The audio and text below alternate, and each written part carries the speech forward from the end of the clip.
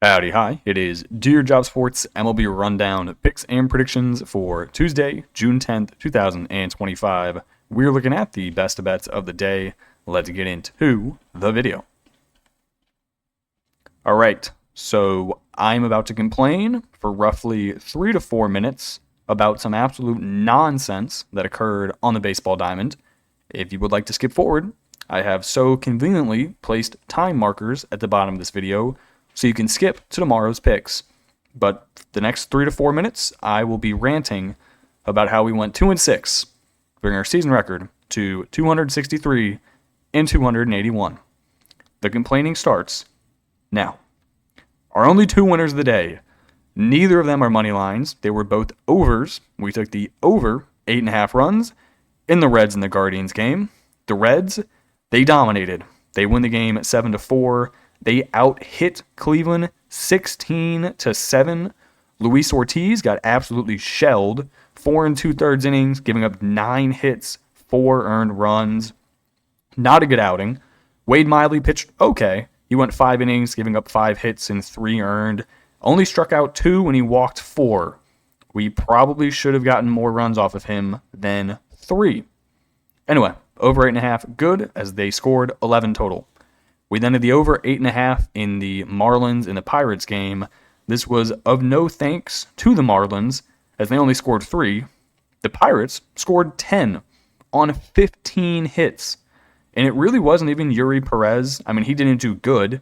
He only went 3 innings, giving up 4 hits for 4 earned. But that was about the most he was going to do.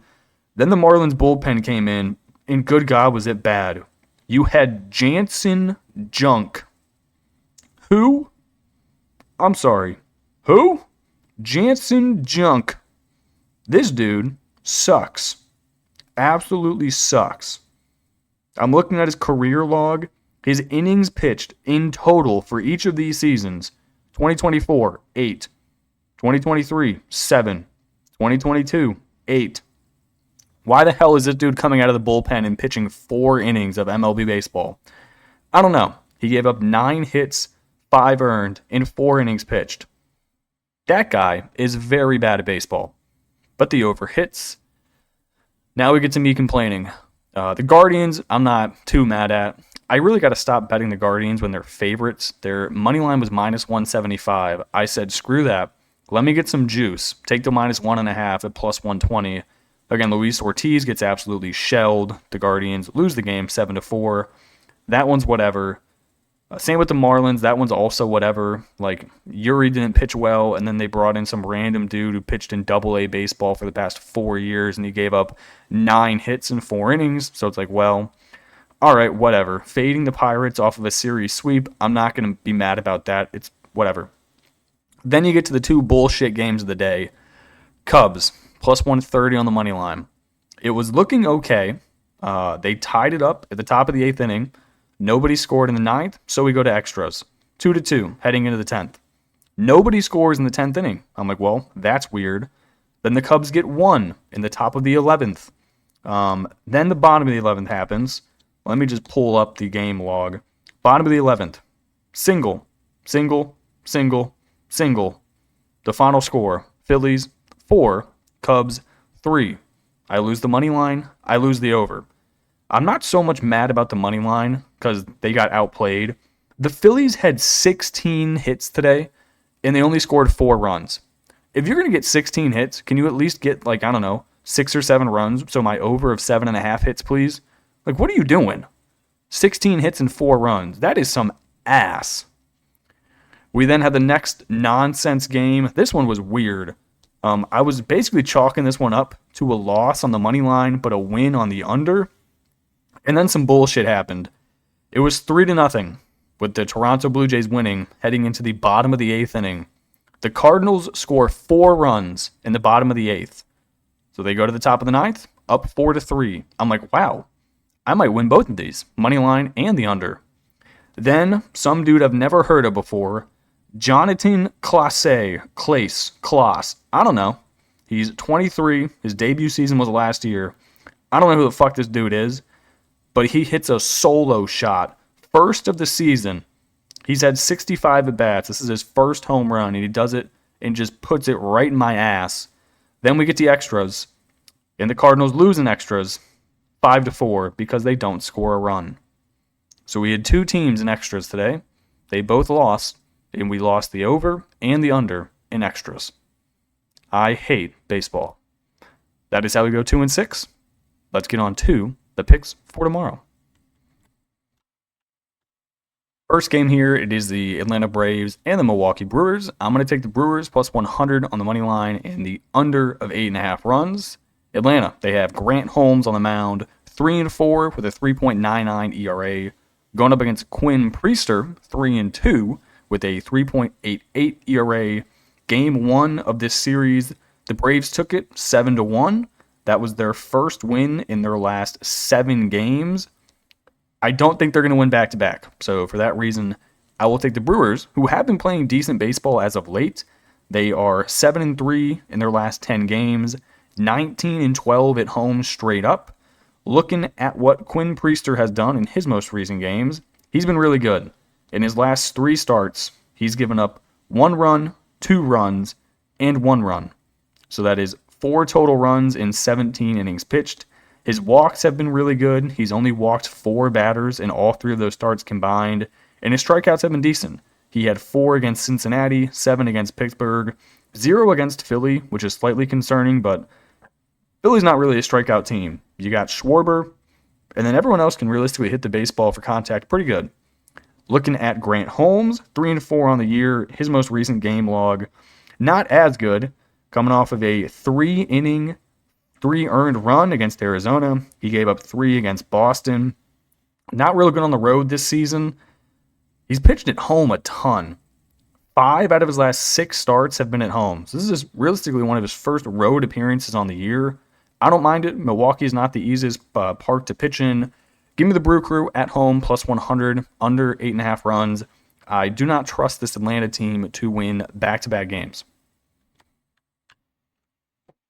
Next game we're looking at, I really don't want to run this back, but I'm going to. The Pirates simply cannot keep winning baseball games. It's against their religion. I don't think they're this good. Well, they're just definitely not this good, actually. They suck. So I'm going to keep fading them. Marlins, plus 115, over 8.5 runs. Now, the Pirates did absolutely dominate Game 1 of this series, but it was against Yuri Perez, who was making his first start in 2 years. Now you're going up against former Cy Young winning Sandy Alcantara. Now, he is not pitching like his former Cy Young self. He's actually pitching like shit. But he is coming off not a horrible start. He was at home versus the Rockies. He went 6 innings, only giving up 2 earned runs. You're not going to want to go much farther back into the game log because the games get real ugly.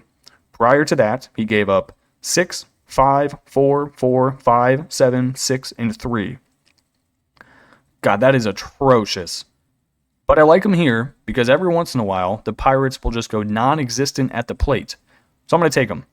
Mitch Keller, 1-8 with a 4.13 ERA. You should not be 1-8 with a 4.1 ERA. That is disgusting. His most recent game, he gave up 6 earned in 6 innings pitched at home against Houston. Prior to that, though, he actually wasn't pitching bad. Gave up 3 to San Diego, 1 to Milwaukee, 1 to Cincy, 2 to New York. He just gets no run support. I mean, obviously, with a 1-8 record and only a 4 ERA, you have a 4.0 ERA and you've pitched in 13 games, you really should have probably like 4 or 5 wins on the season. But this Pirates team sucks. So I'm going to keep fading them. Yes, I got shelled today. But give me the Marlins. Give me the over. Fuck the Pirates. Fuck the Steelers. Next game, I'm going to take the Rays, minus 115 on the money line, and the over of 9 runs. This Red Sox team is in free fall. They're not very good. At the time of me recording this video, the Rays are in extra innings. They're in the bottom of the 11th. They are winning 10-8 in Game 1 of this series. The Rays have been playing really, really good baseball. 7-3 in their last 10. They're 35-30. If they win against Boston, they'll be 36-30.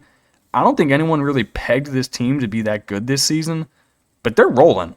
They got Ryan Pepio on the mound, 3-5 with a 3.20 ERA. Another great ERA for not that good of a record. His most recent starts have been fantastic. In his last 20 innings pitched, he's given up only 2 runs.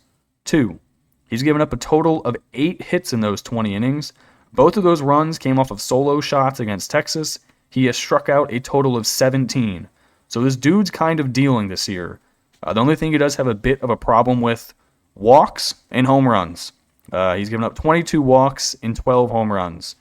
But I'm not really too concerned going up against a Red Sox team that, minus the top of the order, really can't hit for shit. I mean, you have Connor Wong as your catcher, and this is coming from a Guardians fan who has to watch Austin Hedges twice a week play baseball and actually swing a bat. I think I'd rather have Hedges over Connor Wong. You did call up Ramon Anthony, who's supposed to be this highly touted hitter. I wonder what he did today. Hold on, let me check. How did he do today? Ramon, he went 0 for 4 with, 0 for 4 with an RBI, so it looks like he walked. He did have a walk. And then he got pinch hit for by Rob Refsnyder. So not the best debut, but it's something. The bottom half of the lineup just doesn't scare me. Kristen Campbell, he's regressed. Roman Gonzalez is okay. Rafael is whatever. And then we've already discussed my thoughts on Connor Wong. Looking at lineups, I like the Rays better. They're playing better baseball. The Red Sox are screwed. There's questionable trade rumors about Duran up top. Bregman's hurt. This team is down the shitter. Good night, Red Sox. Final game, I'm ready to be hurt again. Give me the Cardinals, plus 105. They did me all kinds of dirty today, so I'm doing it again.